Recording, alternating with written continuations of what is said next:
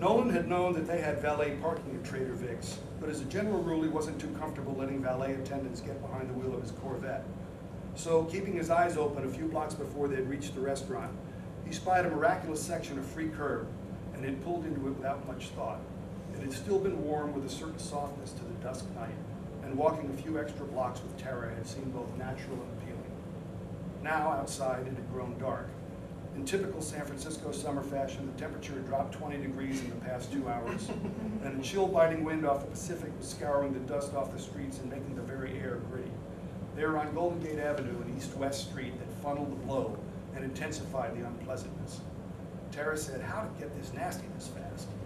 "The city got a patent on this weather back in the 49er days," Nolan said. "It was supposed to keep out the riffraff, but I don't think it worked too well. But they've kept it up. So why don't we go back inside and I'll get the car and come back for you." "We don't have to do that. It's not that far. I can take it. You're not too cold?" Tara was wearing sandals and shorts and a t-shirt with a midriff showing. California summer gear, now ridiculously inappropriate. But she just laughed. "It's only a few blocks. It's invigorating, don't you think?" Nolan, in civilian clothes, khaki-colored Dockers, and a Tommy Bahama silk shirt, nodded and said, "Invigorating. Good word. You sure? Let's go." At the first corner they hit, Polk Street, they stopped at the curb for the light. He noticed that her teeth were beginning to chatter. "It's closer going back to Trader Vic's than it is to the car. You sure you don't want to do that? You think I'm that much of a wimp?" "I never said that, but you do seem cold." "I'll be fine, promise." "Okay then." He put his arm around her. "This is for warmth only," he told her. "Don't get any ideas." Perhaps a little tipsy, she folded her arms across her chest and leaned slightly into him. "Warmth is good," she said, then added, "Come on, light, come on." But just then, before the light changed, a break in the traffic opened up, and taking her hand, he squeezed it. "Vamonos!" And they darted out into the street. In the next block and the one after that, the street lights weren't working. Even though they were only a few blocks from City Hall, Nolan realized that they were entering the Tenderloin district, one of the city's worst neighborhoods, where services tended to need upkeep. They walked quickly, still holding hands, their footfalls echoing, and at the next crosswalk, Larkin, they had to stop again for traffic and the light. Behind them, a prostitute in a black mini dress and fishnet top stepped out from the lee of the building. "Are you two looking to party?" From the voice, Nolan realized that the woman was a man. "I got a place right here behind us." "Thanks, but we're good." Nolan stepped between Tara and the prostitute. "Just go into our car." "Isn't this the street up to the left?" Tara whispered him. "One more." They jumped to the light again and moved into the next darkened block. Suddenly, the glittering city they'd been enjoying all day had disappeared. The breeze carried on at the acrid smells of garbage and urine. In the passing car's headlights, Nolan could see that nearly every doorway they passed held a person lying down, bundled up in cloth or newspaper. At a break in the traffic, they crossed over in mid-block, all but running now with cold and adrenaline. They turned up Leavenworth toward Eddy into the heart of the Tenderloin. But the good news, they are now only a bit more than a half a block from where they'd parked. As it turned out, though, that distance wasn't going to be short enough. 3 young African-American men stepped out of nowhere and blocked their way. Tara whispered, "Oh God," and moved in a step behind Nolan. All of the men wore heavy hooded jackets, and as they fanned to surround the couple, the one in front of them flashed the blade of a knife. "Where are you all hurrying up to?" he asked. Nolan, following the flow as the men moved into position, one to the side into the street, the other behind them, let go of Tara's hand and put an arm protectively around her waist. "Our car's just up the street there," he said, pointing. "The vet, I'm guessing?" "That's right." "Nice ride?" "Yes, it is. I'm hoping it's still in good shape." The leader spoke to his troops. "You hoping it's still in good shape? You hear that? Man, worried about his wheels." Coming back to Nolan, he moved the knife to his other hand. "Thing is, we've been watching it, make sure nobody messed with it. You know what I'm saying?" "I appreciate that," Nolan said.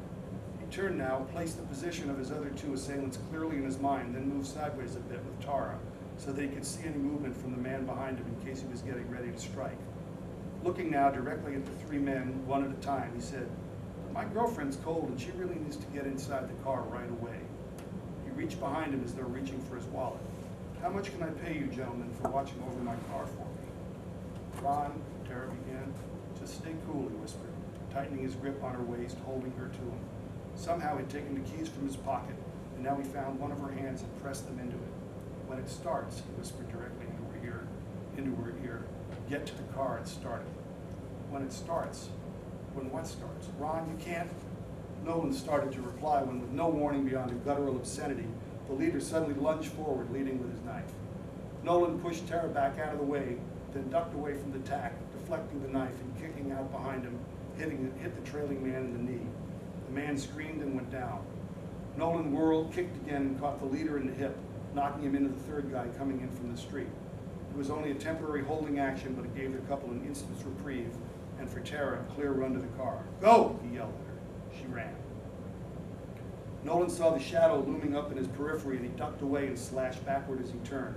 Seeing the glint of the knife, he came down with a chop on the wrist above it, and it clattered away on the sidewalk. He no longer knew whether he was fighting the leader or the second guy, but it didn't matter. Close enough now to smell him, he lifted a knee into the man's groin, and when he doubled over, followed it with a rabbit punch to the man's neck. Knowing that it killed him as much by the way he fell as anything, he saw that there was still another knife in the equation. The other man swung a wide broadside at him, and Nolan stepped back, let it pass harmlessly in front, then stepped inside and delivered a flat-hand uppercut to the base of the man's nose, driving the cartilage back into his brain. The body straightened for an instant before crumbling back to the street. Looking back at the first man whose knee he'd shattered, Nolan realized that while he was no longer a threat, he was a witness. And witnesses, he firmly believed, were bad luck. A brief scan of his surroundings confirmed that there were no others. The man was still down, moving on the ground, pushing himself in a crab-like fashion back and away from the fight. It took Nolan only a few steps, a couple of seconds, to get back next to him. "Dude," he said. He was breathing hard, but his voice was almost apologetic, remarkably devoid of any emotion.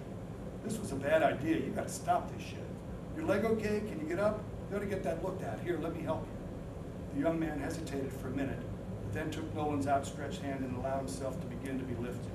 But as soon as he had the leverage he needed, Nolan reached his other hand around the man's neck, found his chin, and gave it a vicious snap back and sideways. Letting this last body fall back to the sidewalk, Nolan looked down at the carnage he'd wrecked. Satisfied, he broke back up the street at a jog, jumped over the fallen leader, and in a couple of dozen steps was where Tara had started the car and already maneuvered it out from the curb, ready to make a getaway. He knocked on the car's trunk as he was going around the back of it, and then opened the passenger's door and jumped in, breathless. "You okay?" he asked her. "Can you drive?" She was holding the wheel, shivering, and managed to nod. "Hit it then, now."